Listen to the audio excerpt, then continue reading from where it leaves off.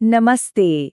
कभी सोचा है कि हमारी दुनिया को चलाने वाली असली ताकतें कौन सी हैं? ये वो ताकतें हैं जो हमें दिखती नहीं पर हर जगह मौजूद हैं, हर चीज को चला रही हैं। आज हम लोग इन्हीं में से एक सबसे बुनियादी, सबसे जरूरी शक्ति के बारे में बात करने वाले हैं, इलेक्ट्रिक फील्ड। तो सबसे पहले एक बड़ा सवाल। एक चार्ज मान लीजिए यहाँ है और दूसरा कमरे के उस कोने में। तो पहला चार्ज दूसरे को बिना छुए, बिना किसी तार के कैसे महसूस कर लेता है, कैसे उसे धकेल या खींच पाता है? ये जो एक्शन एट अ डिस्टेंस वाली बात है ना, ये आखिर काम कैसे करती है?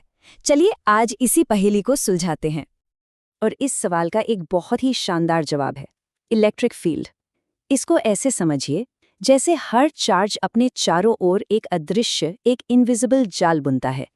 ये कोई असली चीज नहीं है जिसे हम छू सकें, बल्कि ये स्पेस की ही एक प्रॉपर्टी है जो उस चार्ज के होने की वजह से बदल गई है, एक तरह का प्रभाव क्षेत्र। तो चलिए अब इसे जरा साइंटिफिकली डिफाइन करते हैं।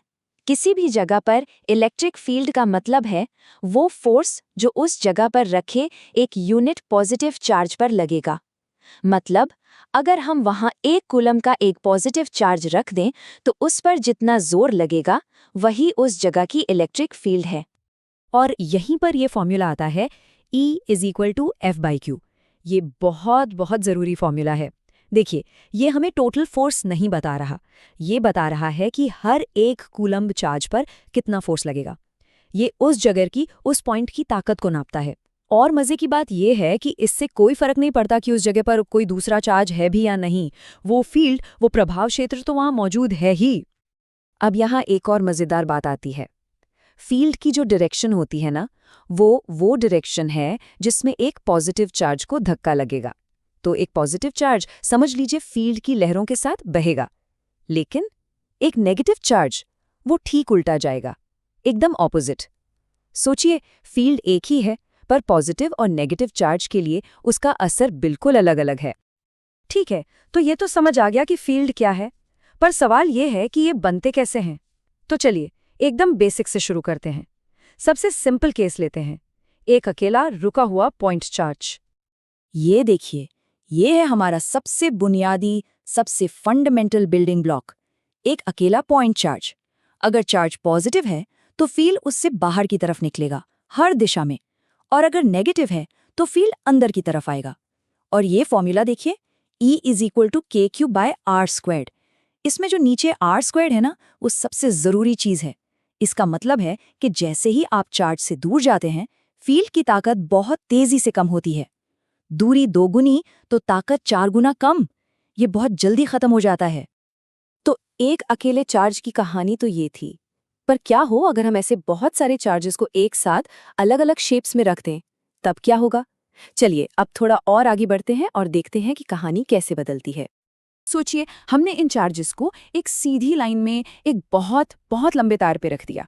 अब जो फील्ड है वो पहिए की तीलियों की तरह सीधा बाहर की तरफ निकलेगा। और यहाँ सबसे दिलचस्प बात क्या है? अब ताकत 1/r के हिसाब से कम हो रही है, 1/r² के हिसाब से नहीं। मतलब ये फील्ड उतनी तेजी से कमजोर नहीं पड़ता। क्यों? क्योंकि अब आपको हर तरफ से चार्जेस का धक्का लग रहा है, सिर्फ एक पॉइंट से नहीं। अब एक और शेप लेते हैं, एक चार्ज की हुई रिंग। ये थोड़ी और कॉम्प्लेक्स है। जरा सोचिए, अगर आप रिंग के बिल्कुल सेंटर में खड़े हैं तो क्या होगा? हर तरफ से आपको बराबर का खिंचाव महसूस होगा जो एक दूसरे को कैंसिल कर देगा। तो सेंटर में फील्ड हो जाएगा 0। लेकिन जैसे ही आप सेंटर से थोड़ा दूर हटते हैं, ये बैलेंस बिगड़ जाता है और फील्ड बनने लगता है। और ये ग्राफ इसी कहानी को बहुत अच्छे से दिखाता है। देखिए, सेंटर पर जहां x 0 है, वहां फील्ड भी 0 है। फिर जैसे जैसे हम दूर जाते हैं, फील्ड की ताकत बढ़ती है और एक पॉइंट पर आकर मैक्सिमम हो जाती है। और फिर उसके बाद जब हम और दूर जाते हैं तो वो फिर से कम होने लगती है ना? ये एक अजीब सा पैटर्न। अच्छा, अब एक पहेली पूछता हूँ। मान लीजिए हमारे पास एक खोखला गोला है, जैसे कोई फुटबॉल, और उसकी सतह पर हमने चार्ज फैला दिया है। तो उस गोले के अंदर इलेक्ट्रिक फील्ड कितना होगा?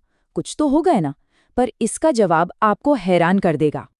जवाब है 0। जी हाँ, बिल्कुल शून्य। जरा सोचिए, एक यूनिफॉर्मली चार्ज खोखले गोले के अंदर आप कहीं भी खड़े हो जाएं, आपको हर दिशा से लगने वाला फोर्स एक दूसरे को परफेक्टली कैंसिल आउट कर देता है। हर तरफ से बराबर का खिंचाव, बराबर का धक्का, और नतीजा एक ऐसी जगह जहां कोई इलेक्ट्रिक फील्ड नहीं है, एकदम परफेक्ट शील्ड।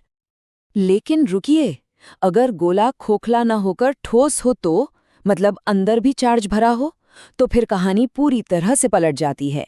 सेंटर में तो फील्ड अब भी 0 है, पर जैसे जैसे आप सेंटर से सतह की ओर बढ़ते हैं, फील्ड लगातार बढ़ता जाता है और मजबूत होता जाता है। ऐसा क्यों? क्योंकि जैसे जैसे आप बाहर की तरफ जाते हैं, आपके नीचे, आपके अंदर ज्यादा से ज्यादा चार्ज आता जाता है, जो आप पर फोर्स लगाता है। तो सार क्या निकला? बाहर से देखने पर खोखला गोला हो या ठोस गोला, दोनों एक जैसे लगते हैं, बिल्कुल एक पॉइंट चार्ज की तरह। उनकी बाहरी दुनिया एक जैसी है, पर उनके अंदर की दुनिया में जमीन आसमान का फर्क है। खोखले के अंदर सन्नाटा है, E=0, और ठोस गोले के अंदर सेंटर से सतह तक फील्ड लगातार बढ़ रहा है। चलिए, थ्योरी तो बहुत हो गई, अब देखते हैं कि इन सब आइडियाज का असल में इस्तेमाल कैसे होता है। मतलब इनसे हम चीजों के होने की भविष्यवाणी कैसे कर सकते हैं। तो चलिए एक छोटा सा टेस्ट करते हैं। मान लीजिए हमारे पास एक इलेक्ट्रॉन है और एक प्रोटॉन। दोनों को हम एक ही इलेक्ट्रिक फील्ड में एक ही ऊंचाई से गिराते हैं। अब देखिए, दोनों पर चार्ज का अमाउंट तो बराबर है, बस साइन अलग है। तो दोनों पर लगने वाला इलेक्ट्रिक फोर्स भी बराबर होगा। तो सवाल ये है कि नीचे पहले कौन पहुंचेगा, इलेक्ट्रॉन या प्रोटॉन? और इसका जवाब छुपा है मास में। न्यूटन का दूसरा नियम याद है, F=ma। फोर्स तो दोनों पर बराबर है, F सेम है, लेकिन इलेक्ट्रॉन का मास प्रोटॉन के मुकाबले ना के बराबर होता है, बहुत ही हल्का। तो सोचिए, अगर F बराबर है और m बहुत छोटा है, तो a यानी एक्सेलरेशन को बहुत ज्यादा होना पड़ेगा, और जिसका एक्सेलरेशन ज्यादा वो रेस जीत जाएगा। तो इलेक्ट्रॉन बहुत बहुत तेजी से नीचे गिरेगा। ठीक है, एक और प्रॉब्लम देखते हैं। एक खिलौना कार है जिस पर चार्ज है, वो एक इलेक्ट्रिक फील्ड में 1 सेकंड के लिए एक्सेलरेट करती है। फिर अचानक ठीक 1 सेकंड बाद हम फील्ड की डायरेक्शन को पलट देते हैं। तो अगले 2 सेकंड में उस कार के साथ क्या होगा? तो देखिए, पहले 1 सेकंड में तो कार 6 मीटर प्रति सेकंड की स्पीड पकड़ लेती है, लेकिन जैसे ही फील्ड उल्टा होता है, कार पर अब उल्टी दिशा में फोर्स लगने लगता है, मतलब जोरदार ब्रेक।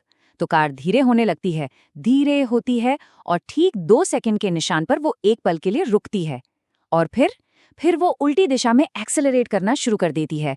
यही तो है फिजिक्स इन एक्शन। तो आज की बातचीत का सार क्या है? पहली बात, इलेक्ट्रिक फील्ड्स ही उस एक्शन एट अ डिस्टेंस की पहेली का जवाब है। दूसरी, हर तरह का फील्ड एक सिंपल पॉइंट चार्ज से ही मिलकर बना है, वही बेसिक बिल्डिंग ब्लॉक है। तीसरी, चार्जेस को किस शेप में रखा गया है, इससे फील्ड का पैटर्न पूरी तरह बदल जाता है। और शायद सबसे जरूरी बात, एक खोखले कंडक्टर के अंदर इलेक्ट्रिक फील्ड हमेशा 0 होता है। और ये सिर्फ किताबी बातें नहीं हैं, इन्हीं सिद्धांतों से हम चार्ज पार्टिकल्स की गति का अनुमान लगाते हैं। और अब मैं आपको एक आखिरी सवाल के साथ छोड़ जाता हूं। हमने अभी सीखा कि एक खोखले कंडक्टर के अंदर इलेक्ट्रिक फील्ड 0 होता है। एक कार जो धातु की बनी है, वो भी तो एक तरह का खोखला कंडक्टर ही है। तो अगर उसके अंदर फील्ड 0 है, तो फिर कार के अंदर हमारा रेडियो कैसे काम कर लेता है? क्योंकि रेडियो वेव्स भी तो एक तरह की इलेक्ट्रोमैग्नेटिक फील्ड ही है ना। सोचिएगा इस बारे में।